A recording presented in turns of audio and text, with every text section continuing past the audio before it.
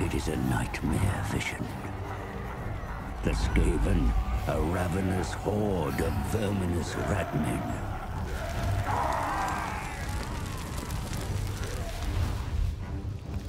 They gnaw at the roots of the world like an infected wound. They mean to rule over ruins, for such is the will of their god, the great horned rat. Only the island home of the High Elves has remained unscathed. And at its center is the Great Vortex. A swirling maelstrom that siphons chaos from the world. The Skaven covet its vast power with envious, beady red eyes. The twin-tailed comet is oft seen as an omen, but this time its wake has disturbed the winds of magic. In the secret halls of the Under-Empire, the Council of 13 has gathered. A time to scheme of opportunity. I kill dwarf things in Pillar City. No! Clanmores go to Southlands. Hunt for Warpstone. Moors are puppet minion. Pestilence infest Lastria. Yes. But all Warpstone for Council plan. Come, scribe slave. Work to do. Comet makes elf things weak. Council wants power of the vortex. Just as prophecy demands. So it too. You read markings on the black pillar. Then you know we must seek find the Screaming One. Find out how to control the vortex. Oh yes, master. But a large tribute of Warpstone will that demon require if we summon him. Return to your assigned clan. Harvest Warpstone.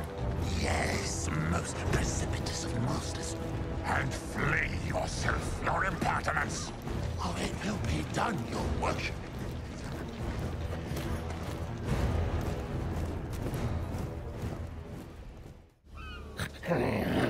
Squirt, musk of fear, vermin, for the head taker comes before you.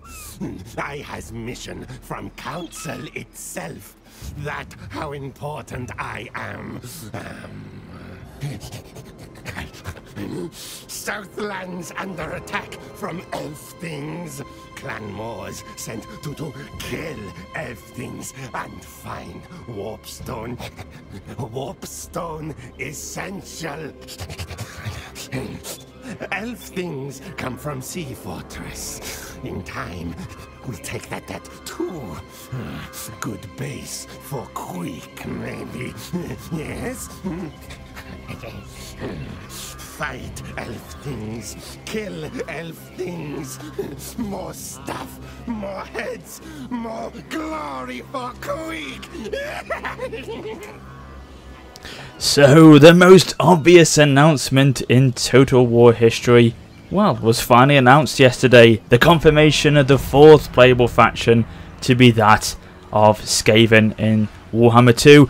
And so I'm here today with 20 minutes of exclusive, or thereabouts 20 minutes of exclusive campaign gameplay of the faction of Skaven that we were able to record at a recent capture event that I attended. It was really great fun.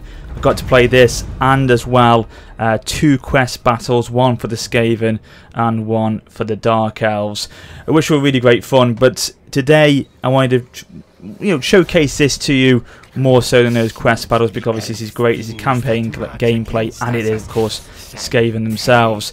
So we're playing as Clanmores and the legendary lord of Queek, Head Taker. So I'm going to play through this today. It's quite rushed, obviously, as you can imagine, because I had to try and fit it all into one 20-minute sort of footage. But I'm going to try and point out and talk about the mechanics and the changes that are going into Warhammer 2, and in particular the Skaven faction themselves. So you can see here, this is the campaign map, of course, and here I am with Queek Headtaker. I'm going to go into my first battle straight away against the High Elves, and we're not messing around here. So you can see there the MENACE below. So one of the first features of the Skaven campaign, or the Skaven faction, is that sort of food plays a big part in the campaign. They need to constantly eat to maintain their energy, basically. So your food stacks are represented by a bar, which we'll look on the campaign map again after this battle, is represented as sort of the top left part of the screen. Food is gathered throughout winning battles like this one, sacking settlements and raiding in enemy territories, and building sort of key buildings and settlements, which support farming essentially.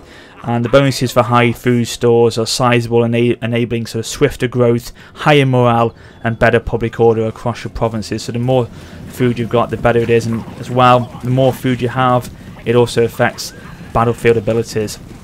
And as well, if likewise, if you do have it that it's too low, it can be a bit of a problem for you.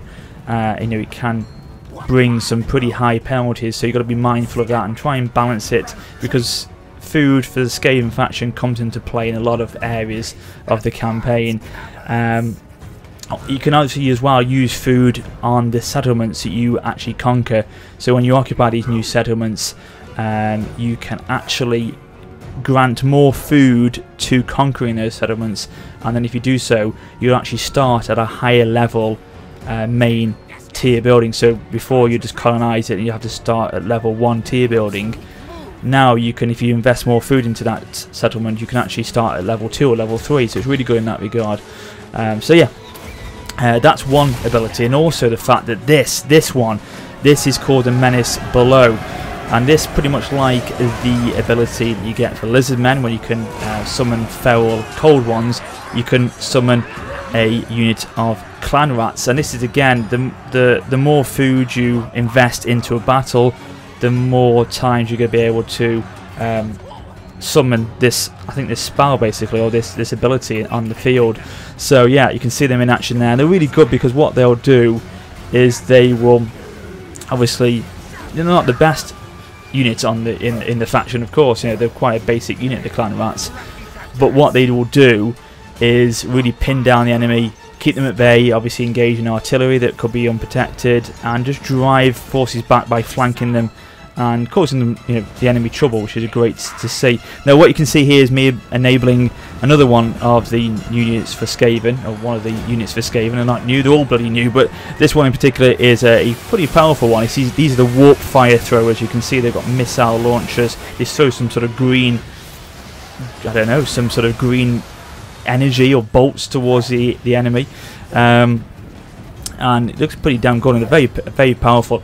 And again, I've said this to you before, with many of my Warhammer faction videos or Warhammer videos that I do, any sort of information you can let me know about the lore and things like that, then please do so. So what are they actually firing? Please let me know in the comments. I want to clarify that. And these are the rat ogres. These are very heavy monster infantry, high damage dealers, and they will absolutely, as you can see there, tear units to pieces. Those High Elf spearmen are getting crippled from the flank there.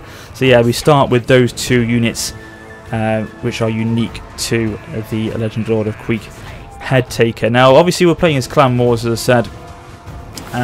Now in that regard, with that being in mind, this is what I wanted to ask you as well. Will it be that we'll play as Clan Pestilence as the other faction maybe? I don't know. I mean, again, my lore is pretty poor with Skaven, so you're best, probably better than me to advise on that. But do you think it will be Clan Pestilence we'll play as? And if so, who will be the other Legendary Lord to accompany Queek Headtaker? But there you can see that first battle being pretty good actually. Decisive victory. We lost 30 men. We overwhelmed the High Elf army just outside the Fortress of Dawn. So we can see we can enslave, we can eat the captives, which will give us replenishment rate, and I've done that and increased my replenishment by 3%. And you can see that little notification comes up now saying I've won the battle decisively. It's quite good. There's a few UI improvements with Warhammer 2. You saw at the very beginning, possibly if you want to rewind it back, instead of pressing tab now to see the overview of the campaign map, like you had to in previous Warhammers and previous Total Wars in fact, it's pretty much like the battle map now, whereby you will just mouse wheel up and it will take you straight into the overview of the campaign map, like it does on the battle maps basically. So it's quite a nice little feature you've got. You can see here now the skill point trees that are available to Queek. I was pretty rushed with this recording, so apologies if I'm just quickly going through things. I'm trying to capture as much as I could during the actual event. As I say, I was limited to 20 minutes, so it was pretty much everything I could do and fit in I tried to in this recording. So there you go, that is the first turn done. And also basically with the Skaven faction, all the settlements that you control are invisible to the enemy, so they will not see them, they'll just see them as ruins, and the only way that the enemy will essentially come across your faction settlements is if they go near it and they actually set up a stance near that faction, or say near your settlement I should say, and if they do so, then it will reveal possibly, in fact it will definitely reveal your settlement itself, but they have to go into a stance I believe, or they have to explore it for treasure hunting. If they explore it, because obviously it's a ruin, you can treasure hunt in ruins. If they do that and explore it and then they come across your faction, you can ambush them basically. So it's a nice feature. Obviously it represents what the faction of Skaven are all about, the Under Empire basically. So yeah, they are completely invisible at the beginning of the campaign and throughout essentially, obviously, until they encounter the enemy exploring basically. So you can see here now we've actually gone to the High Elf city itself, the Fortress of Dawn, and what I like about Warhammer 2 a little bit that they've improved on obviously now is the fact that this is an unwalled settlement, but now, unlike in Warhammer 1 where you'd fight an unwalled settlement and it would just be a field battle, at least now with this clash you are fighting pretty much on the outskirts of the city.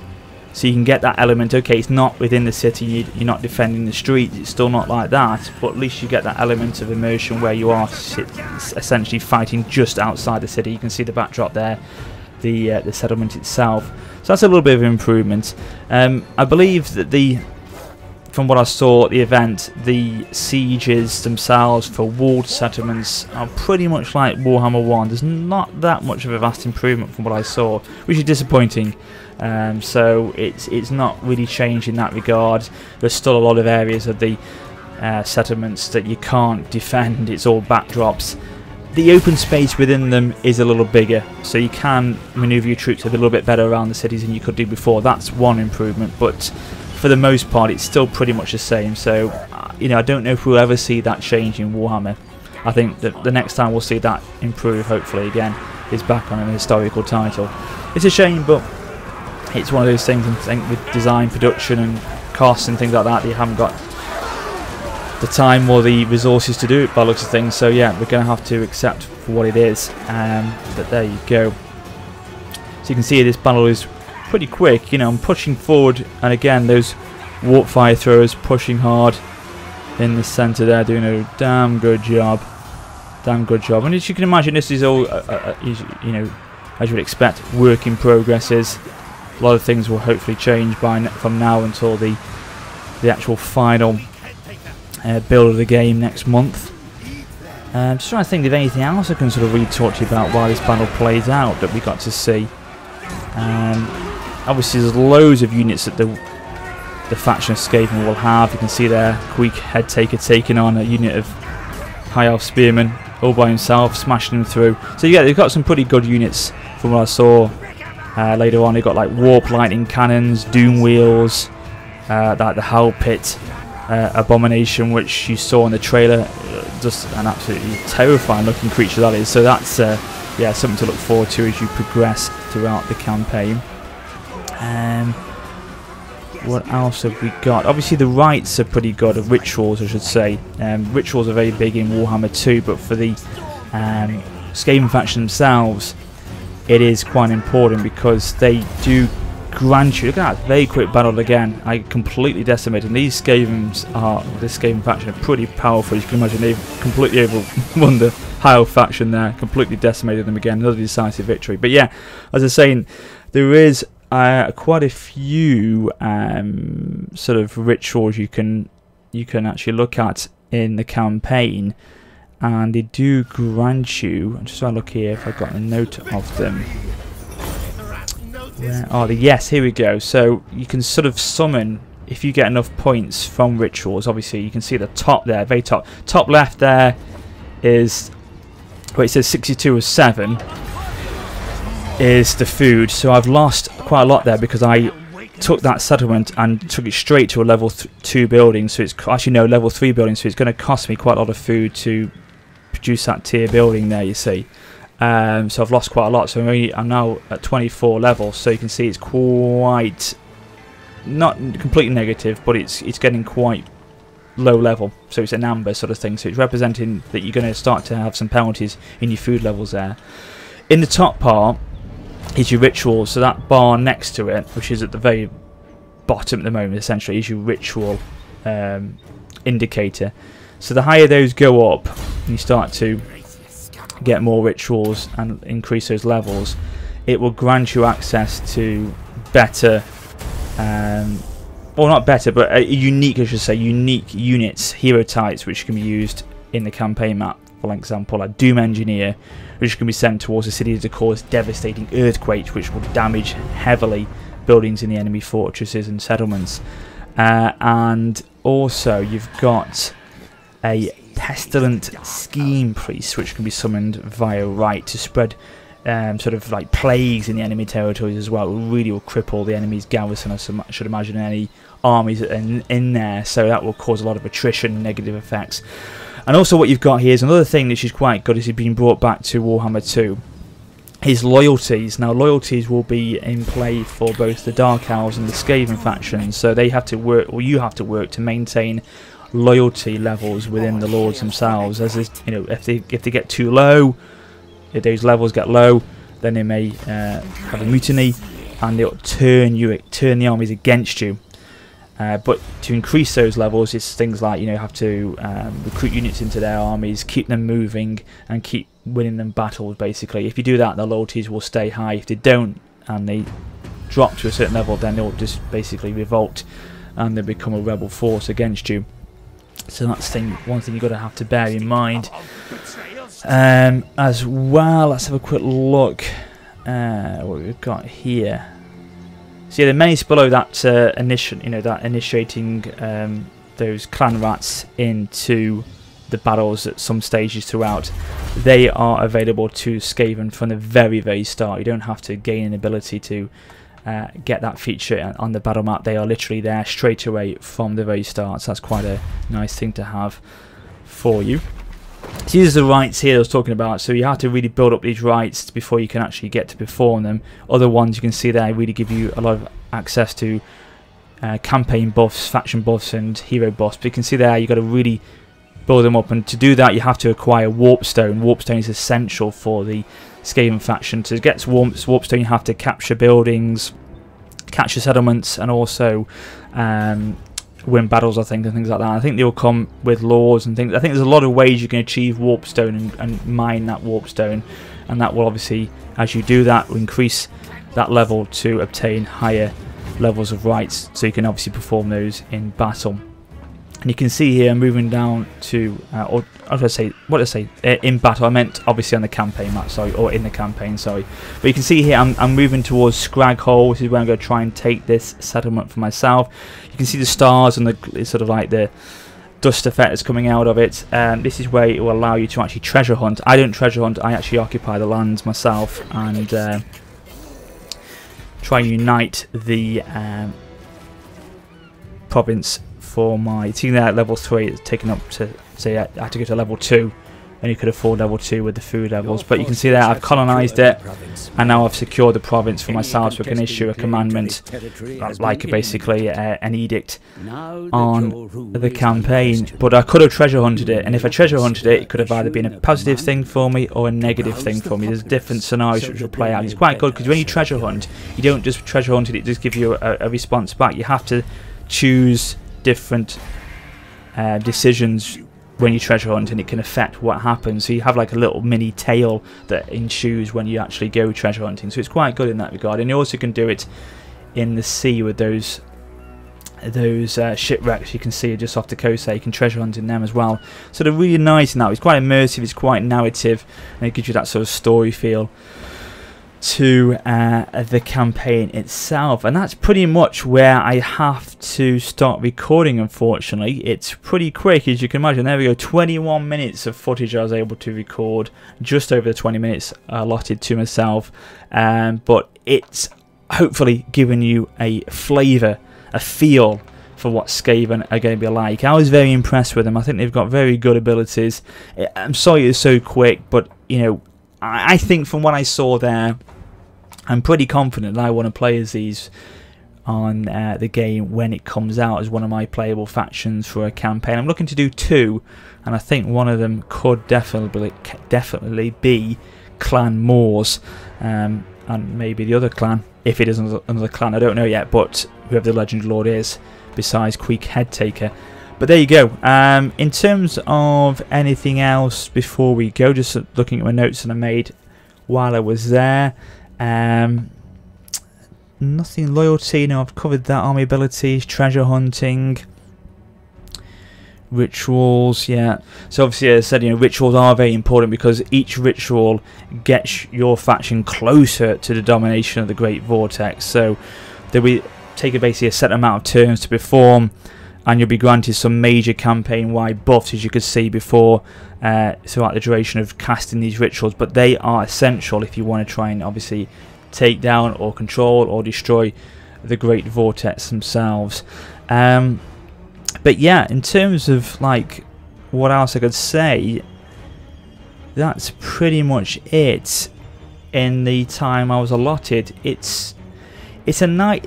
I mean, for me, what I was going to say earlier on was that Warhammer 2, if you're going to play this game and expect major changes from Warhammer 1, you will be disappointed, because it isn't a major groundbreaking overhaul from the first game. There's a few tweaks to it. There's a few UI changes, there's a few improvements, a few things you tweaked from the first game to improve it, and what you've taken on board from feedback on the community. But essentially Warhammer 2 is the core game of Warhammer 1, so expect that. You know, go into this game, do not expect anything more than that. Do not be disappointed if you want to have more, because I'm just warning you now, you're not going to get it. You're going to get a very similar game with a retexture, a reskin, and a new map, etc. You know, in some ways, obviously new mechanics are in play, but the core gameplay is still Warhammer. The next time we'll see anything different will probably be when we get the next historical title. But yeah, I was still nevertheless very impressed by the game, and I think it's basically a really improved version of Warhammer 1, and they've ironed out a lot of the issues. Still, sieges, for what I saw in the major cities, is still a problem.